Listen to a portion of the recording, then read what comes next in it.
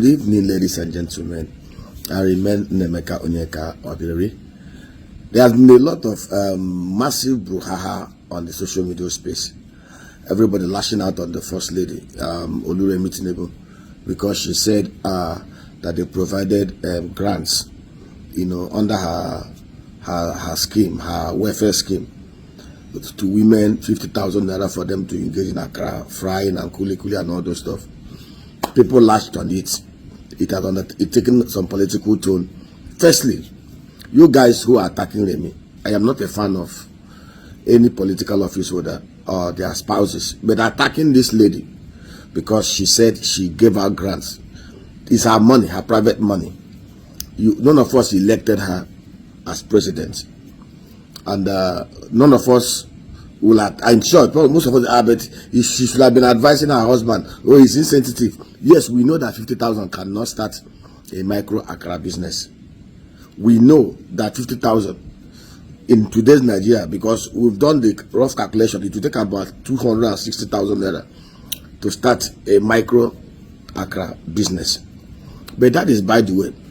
We should hold accountable our elected leaders, our governors, our president, our local government chairman, our state assembly members, our national assembly. Those are the people that we should hold accountable and demand that they do massive projects, they make massive interventions to create jobs for the vulnerable and the less privileged in the society. Today we have over 197 million Nigerians that live under the World Bank poverty income threshold of about $3.30 per day.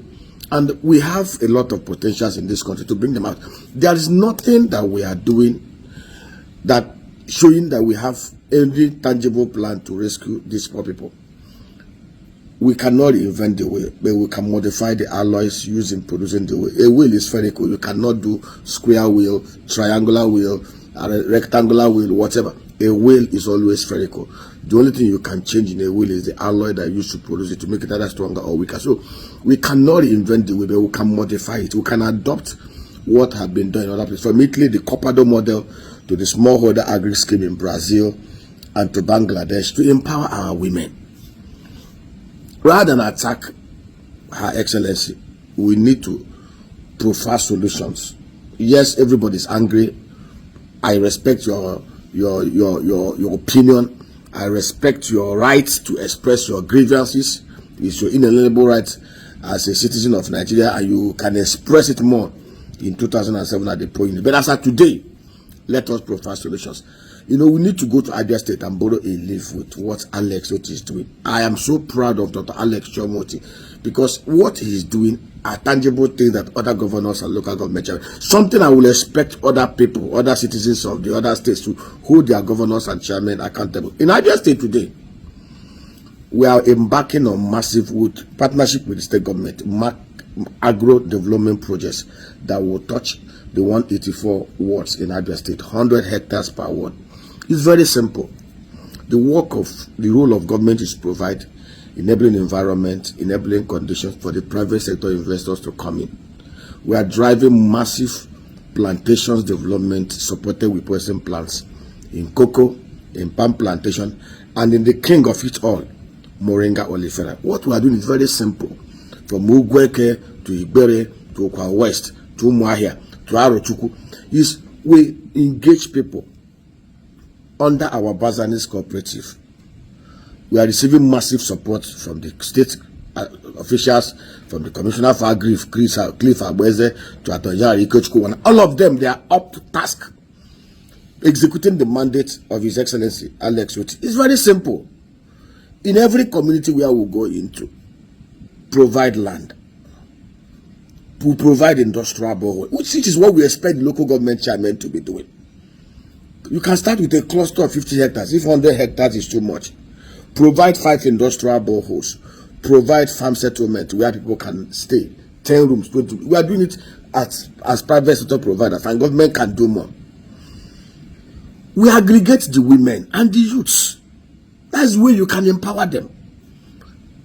Each of them, you parcel land for them under shared facility, shared security, shared environment. 1 hectare, 1 acre, 3+. We'll give them the organic seedlings, the moringa seedlings, the cocoa seedlings, the palm seedlings. Not this in the Kuala that are doing in Abia and Imo, the other Rochas, and they are now doing under Professor Soludo. Waste of money and waste of resources. We provide them with training. They will cultivate those things under strict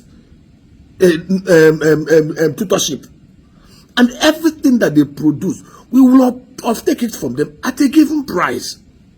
While they are working in those fields, they have stipend that enables them to keep on taking care of their families and themselves. Good take-home pay that is more than minimum wage. We process everything they produce within each clusters, sell it domestically, and export it. What we are doing is basic. That within the next 4 years, Nigeria State, we will build up that economy of that state to a generate revenue of nothing less than 1.4, 1.5 trillion naira from the agro value chain. Thanks to the support of His Excellency, Alex Oti, and his team. This is what we expect the other governors and local government chairmen and the team to be doing. Abia is a safe haven today because somebody in Abia there's electricity. So rather than attack the woman, vilify her, do this, raise so much dust. Yes, what she said, 50,000 cannot set up any Akara business in Nigeria, but she's giving grant from her private money. She did not say there was allocation from the federal government.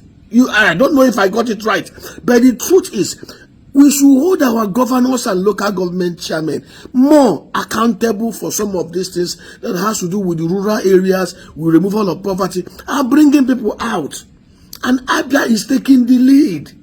We have a governor who is a national governor who is doing marvelously well. Tell your governors to do the same thing. Let the federal government push them to provide security.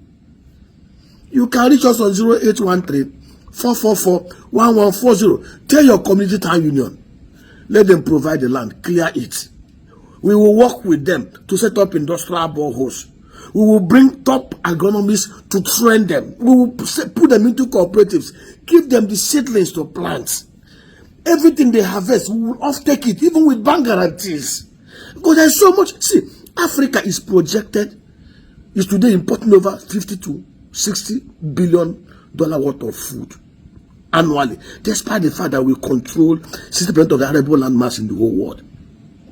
It is projected by 2035, Africa will be importing $150 billion worth of food commodities. Nigeria is importing tens of billions of dollars of food commodities. Brazil is not doing the same thing. Netherlands is not doing the same thing because we lack knowledge. We lack excellence. We still refuse to evolve. The only difference between what they are doing in America, in Canada, in China, in Netherlands, in Brazil, is because their own is knowledge driven. We have refused to evolve. We have refused to gain knowledge. We have refused to do the right thing. All we do is say, we do sha, nothing. We are willing to help any government, any community, any society that want to go beyond their corner to doing the right things to take our people out of poverty and create collective prosperity for everybody. That is our duty as the light of the world and the salt of the earth. Reach us on 0813-444-1140. We will guide you. It's our mandate as the Joseph of Africa to create wealth and feed nations. Thank you and God bless.